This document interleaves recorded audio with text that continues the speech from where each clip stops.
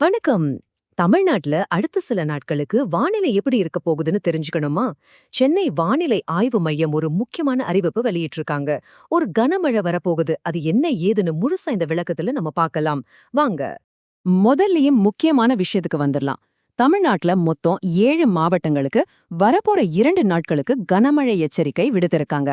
ஆமாங்க, இதுதான் இப்போதைய ஹாட் டாபிக். சரி, திடீர்னு ஏன் இந்த கனமழை எச்சரிக்கை? இதுக்கு பின்னாடி இருக்கிற அறிவியல் காரணம் என்ன? வாங்க அதையும் புரிஞ்சுக்கலாம்.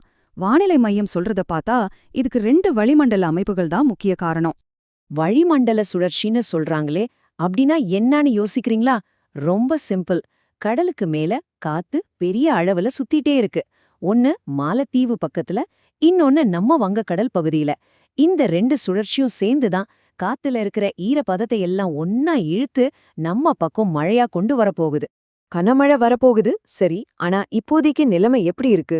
இன்னைக்கும் நாளைக்கும், அதாவது ஜனவரி 5, 6 தேதிகள்ல பெரும்பாலும் வறண்ட வானிலை தான்.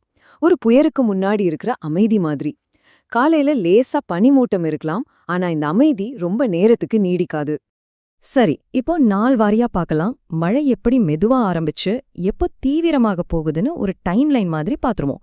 வாங்க அடுத்தடுத்து என்ன நடக்க போகுதுன்னு தெரிஞ்சுக்கலாம். பாருங்க, மழை எப்படி ஸ்டெப் பை ஸ்டெப்பா பில்டப் ஆகுதுன்னு. ஜனவரி 7ஆம் தேதி கடலோர பகுதிகளில் லேசா ஒரு ஸ்டார்ட். 8ஆம் தேதி கொஞ்சம் இடி மின்னலோட மழை பரவ ஆரம்பிக்கும். ஆனா அசலாட்டமே ஜனவரி 9, 10 தேதிகள்ல தான். இந்த 2 நாள் தான் கனமழைக்கான எச்சரிக்கை விடுக்கப்பட்டிருக்கு. முதல்ல ஜனவரி 9ஆம் தேதி. அன்னைக்கு எங்கெல்லாம் கனமழைக்கு வாய்ப்பு இருக்குன்னா, தஞ்சாவூர், திருவாரூர், நாகப்பட்டினம், மயிலாடுதுறை, ராமநாதபுரம், புதுக்கோட்டை, அப்புறம் காரைக்கால். இந்த மாவட்டங்கள்ல இருக்கிறவங்க கொஞ்சம் கவனமா இருக்கிறது நல்லது.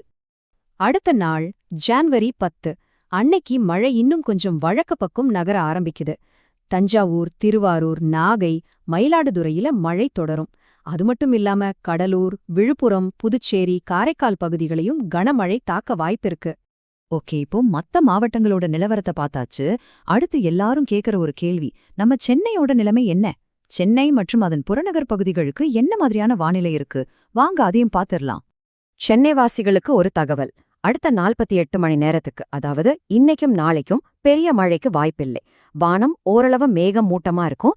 வெப்பநிலை அதிகபட்சம் 30 டிகிரி செல்சியஸ், குறைந்தபட்சம் 22 டிகிரி செல்சியஸ் வரைக்கும் போகலாம். சோ இப்போதைக்கு நிலைமை கட்டுக்குள்ளதான் இருக்கு. ஆக மொத்தம் நாம ஞாபகம் வச்சுக்க வேண்டிய விஷயம் ஒன்னே ஒண்ணுதான்.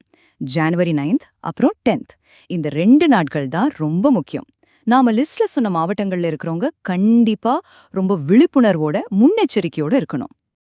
எல்லா தகவல்களையும் இப்போ நாம பார்த்துட்டோம். ஆனா கடைசியா ஒரே ஒரு கேள்விதான்.